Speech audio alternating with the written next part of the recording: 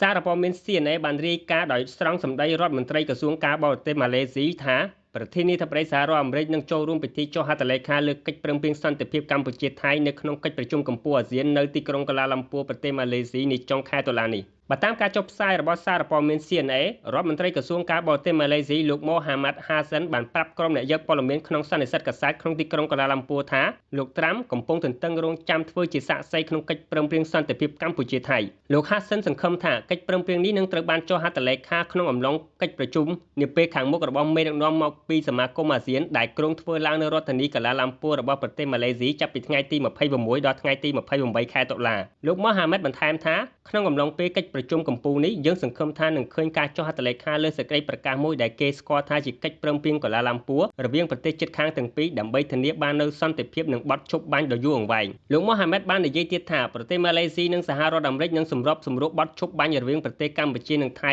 ដែលនឹងតម្រូវឲ្យភាគីទាំងពីរដោះមីននិងដកកាំភ្លើងធំទាំងអស់ចេញពីព្រំដែនរបស់ពួកគេ